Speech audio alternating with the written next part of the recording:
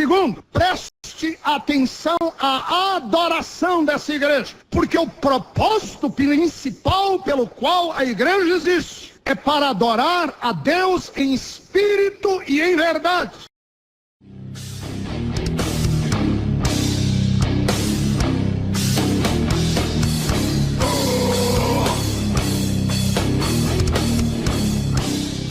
Seja bem-vindo ao canal Analisando a Fé pela Razão. Me chamo Walter Ivan e nesse vídeo dou sequência a uma série de vídeos onde estou abordando essa ideia de como encontrar a igreja verdadeira de Jesus Cristo num ponto de vista cético e racional.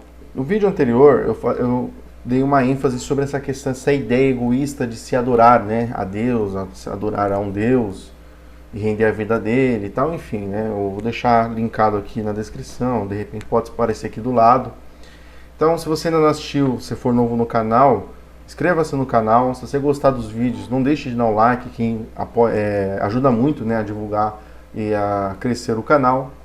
Agradeço também aos comentários das pessoas que têm me apoiado, têm me ajudado em comentário, eu agradeço muito. Conforme o tempo eu vou respondendo.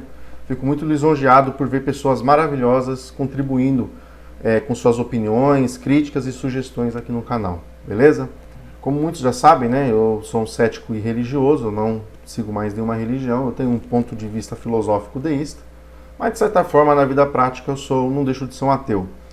E quando eu dialogo com algum crente sobre essa questão da essência do cristianismo, uma passagem que eu gosto muito de utilizar, que ela ficou focada no vídeo anterior, mas eu acabei não adentrando nela, é essa de João 4, verso 23. Quando Jesus ele dá essa ideia de que os verdadeiros adoradores adoram, né, ao Pai ou a Deus em espírito e verdade.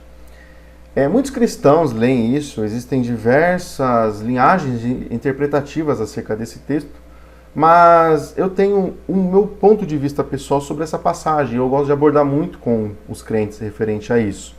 E muitos ficam sem saber o que responder quando eu abordo o meu ponto de vista sobre essa passagem. O que viria a ser adorar a Deus em espírito e em verdade?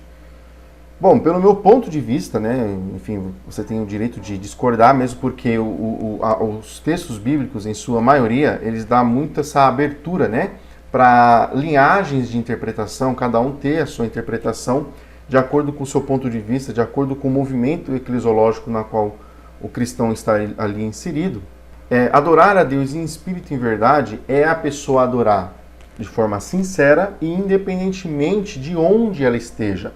Mesmo porque quando esse texto ele está inserido num contexto de um diálogo de Jesus com a mulher samaritana, ali no poço. E a mulher que fala, né, ela pressupõe para Jesus essa questão de qual lugar deveria se adorar. E Jesus ele responde para ela que não há um foco geográfico de onde se deve adorar. Na igreja que eu frequentei durante muitos anos, eles ensinavam de que tínhamos de ir na igreja, as pessoas que ali na qual frequentavam, tinham de ir à igreja para buscar a Deus. Né? E tinha dias pré-determinados da semana, com horários fixados, na qual as pessoas iriam buscar a Deus. Certo? Então, ou seja, para você ser preenchido com Deus, como Deus é espírito, né? Espírito é uma coisa invisível, é uma coisa que você imagina. Então, para você ser preenchido de Deus, era necessário você estar ali, dentro daquela igreja, dentro daquele ambiente, seguindo, obedecendo as orientações e mandamentos que os pastores passam, né, para as pessoas. Uma grande contradição, porque Jesus ele ensina, ele afirma que Deus, né, ele procura verdadeiros adoradores. E o que caracteriza um verdadeiro adorador? É aquele que adora em espírito e em verdade. E o que é adorar em espírito e em verdade? É adorar na sinceridade, sem ter um vínculo geográfico, um vínculo local. Certo? O próprio texto de João 4 expõe isso, né? A mulher fala, é adorar aqui em Jerusalém, é adorar no monte, né, adorar em determinado lugar. E Jesus fala, né, em espírito e em verdade. Então esse é o meu ponto de vista, né, de interpretação. Até mesmo se eu fosse um pregador cristão, eu teria esse tipo de pensamento, esse tipo de linhagem. Onde que eu quero chegar aqui? Claro que aqui no vídeo eu não estou fazendo uma pregação, mesmo porque o conteúdo do canal é cético, mas sim apontar a grande contradição entre os cristãos e entre a Bíblia. certo? E não é meramente a Bíblia, a contradição mediante aos ditos do próprio Jesus. Que Jesus ele não estabelece um local para as pessoas adorarem a Deus, se esse é o foco principal do crente, se esse é o foco principal da igreja, conforme o cara que fez esse vídeo expõe. A pessoa de frequentar uma igreja, a pessoa até pode ir numa igreja, se ela se sente bem, porque ela gosta, ou porque, enfim, ela acha que ali é o lugar mais adequado para ela, porém, ela não deve se limitar, no caso, se o foco for esse de adorar a Deus, se limitar apenas no ambiente da igreja. E sim, é no dia a dia, é onde ela está, ela é uma verdadeira adoradora em espírito, né? E em verdade, ou seja, é onde, independentemente do local onde ela esteja, em verdade é na sinceridade do coração dela. Beleza? Esse é meu ponto de vista sobre essa passagem. Eu vou prosseguir mais um pouco o vídeo aqui e vou adentrar o outro tópico na qual eu quero abordar com os amigos. Quando uma igreja está se desviando, a tendência dessa igreja é centrar as suas atenções no ser humano e não em Deus. O sermão, a mensagem, nunca é exaltando Deus. Sempre em igrejas que estão se desviando, a mensagem visa usar Deus para atender as pessoas. Ora, se eu estou usando Deus para ajudar as pessoas, quem é o centro do culto? Não é Deus. O centro do culto são as pessoas. Outro ponto que eu quero enfatizar sobre desmistificando essa ideia de se buscar a igreja verdadeira de Jesus Cristo, é o foco, o desfoque que muitos pregadores dão à ideia da igreja certa, na questão de que você não deve ser apegado a bens materiais, certo? A carro, casa, família, prosperidade, trabalho, enfim, uma boa moradia. O foco deve ser buscar primeiramente a Deus, né? Se focar primeiramente ao Pai, enfim. Por que hoje em dia existem tantas igrejas na qual as pessoas elas se focam no bem material? Claro que dentro de um ponto de vista ortodoxo cristão isso é errado, mas olhando pelo olhar cético e racional, você começa a perceber que isso é uma fonte de renda maravilhosa, porque existe aquela passagem que quem planta, colhe, certo? A sua semente vai germinar, você vai receber 10 vezes mais do que você planta. Então, nessas igrejas que enfatizam prosperidade, que pregam teologia da prosperidade, eu creio ali que a maioria daqueles pregadores que entendem realmente o que é teologia e insistem dentro desse movimento, para mim eles sabem que Deus provavelmente não intervém ou que Deus não existe, e eles utilizam esse sistema para ganhar dinheiro. Porque as pessoas, geralmente o que leva as pessoas para a igreja é uma dor, é uma necessidade. Dificilmente um crente ele vai para a igreja meramente por amor. A verdade é que, conforme o próprio Evangelho de João 14 e a Epístola de 1 João 2 enfoca muito, né, que aqueles que verdadeiramente amam a Jesus, eles obedecem aos mandamentos.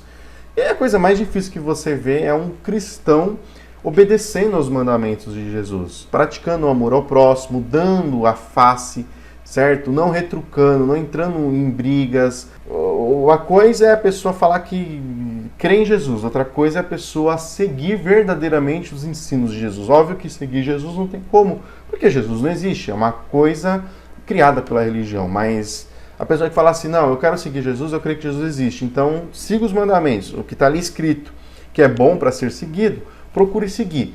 A maioria das pessoas não conseguem e outras também não querem, não tem essa ênfase de seguir verdadeiramente os ensinos de Jesus. Então, ou seja, o que leva as pessoas na igreja justamente é isso, grande campanha dos milagres. Vem aqui para receber a transformação na sua casa, transformação na sua família. Você que está com algum tipo de problema de saúde, você que quer ganhar dinheiro, você que quer prosperar. Isso há uma divisão das pessoas que querem... De um lado você vai ter pessoas que querem ganhar dinheiro em cima disso, certo? Pregadores espertos, né, que ganham dinheiro em cima disso, principalmente em igrejas neopentecostais, movimentos aí de teologia da prosperidade, e de outro lado você vai ter um movimento que vê, né, a humildade de Jesus, quando Jesus fala que eu não tenho onde reclinar a cabeça, busquem primeiramente as coisas do reino dos céus, as demais serão acrescentadas. Então, ou seja, eles falam que o certo não é ter esse enfoque. E por que as pessoas acabam tendo esse enfoque? Porque essa busca pelo espiritual, essa busca de ter Deus, ter Jesus, ter Espírito Santo, toda essa busca nada mais é do que fruto da imaginação da pessoa, acaba cansando.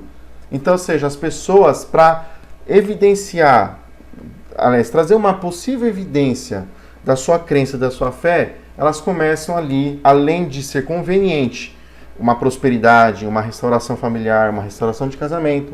Então, elas também, para provar, mostrar, não, a minha vida mudou depois que eu entrei nessa igreja. Então, existe esse enfoque nos bens materiais. Por quê? Porque é simplesmente buscar Deus.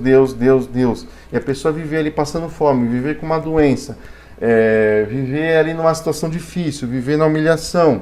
Ela tendo na mente dela que ela não consegue mostrar Deus dessa forma. Ainda mais no mundo globalizado onde vivemos, ainda mais no mundo capitalista. A pessoa alcançando a prosperidade, muitos pastores sabendo que quando uma pessoa ela dá um bom testemunho, ou seja, ela tem um carro novo, ela tem uma casa legal, ela tem uma família legal, e falam que tudo isso ela alcançou através do trabalho de uma determinada igreja, isso atrai pessoas. Então, ou seja, é um comércio. E ao mesmo tempo, cria-se uma divisão, porque você tem um outro lado ali mais conservador, na qual mostra que não é isso que é a igreja. Que a igreja tem que se buscar só Deus. A prosperidade até pode vir, mas ela nunca deve ser um enfoque. Mas as pessoas acabam enfocando isso porque essa busca pelo espiritual, essa busca pelo invisível, ela acaba cansando, certo? Essa que é a grande verdade. E muitas pessoas, elas sabem, elas não admitem. Elas falam, não, Deus é em primeiro lugar. Mas é óbvio que o enfoque delas é justamente buscar um benefício próprio. As pessoas, elas são egoístas e, infelizmente, o cristianismo, tanto desse lado espiritual, desse lado mais conservador, que quer abrir mão de bens materiais, que não dá foco nisso, dá foco em buscar Deus. E do outro lado você tem o lado da teologia da prosperidade, que dá enfoque de você ter uma casa boa, ter um carro bom, ter uma família legal. Ambas são egoístas, num ponto de vista cético. E por que eu digo isso? Porque essas pessoas, elas têm uma coisa em comum. Elas pensam primeiramente apenas em si mesmas. Tanto quem está buscando a prosperidade, está procurando as coisas concretas e materiais, quanto as pessoas mais espirituais desse meio, na qual elas buscam um meio mais abstrato, mostrar Deus de forma abstrata, ou seja, de forma na qual não é pela minha prosperidade que eu mostro Deus, e sim apenas pelo meu bom exemplo de pessoa. Elas são egoístas por quê? Porque elas creem num possível inferno, elas creem numa possível perdição eterna, e elas querem que Deus cuide delas, que Deus lembre-se delas. Não vou dizer todas as pessoas. Certa vez eu conheci um pregador, um pastor, na qual até hoje eu respeito ele, e ele falou assim, eu não trabalho pelo evangelho por dinheiro ou simplesmente por salvação. Eu trabalho porque eu amo isso. E a prova é de que o que eu sei fazer é pregar o evangelho, e enquanto eu viver eu vou continuando pregando o evangelho. E se Jesus chegasse para mim e falar, assim, você não vai ser salvo, você vai para o inferno, independentemente de você pregar o evangelho ou não, ele responderia para Jesus. Ele falou que ele responderia para Jesus da seguinte forma, então eu vou continuar pregando o evangelho, porque é o que eu sei fazer. Mesmo que o Senhor não me salve, mesmo que Jesus não me salve, eu vou continuar pregando o evangelho, porque é o que eu sei fazer. Então, ou seja, eu não vou generalizar, mas joga-se que mais que 90% de cristãos, independentemente de ser do movimento adepto de teologia da prosperidade, de confissão positiva, de procurar mostrar Deus através de coisas materiais, e desse grupo, do outro grupo que mostra Deus, quer mostrar Deus através da ênfase de busca de vida espiritual, ambos, a maioria deles são egoístas, porque elas estão pensando em si próprias, mesmo pela questão de salvação. Elas tentam, às vezes elas param para meditar, poxa, muitas pessoas vão se perder, vão para o inferno, certo? Mas elas estão muito mais buscando em si mesmas, elas estão buscando um bem-estar próprio, elas estão buscando, enfim, um refúgio na religião, justamente por problemas, por uma linhagem, por um comportamento mesquinho e egoísta, certo? Que muitas igrejas, elas dão essa ênfase material, porque só ficando ali buscando o abstrato, só ficando buscando vida espiritual, isso cansa, isso é enjoativo, isso não evidencia verdadeiramente a fé, a crença, né, religiosa. Então, mais do que natural, muitas igrejas elas darem ênfase à questão material.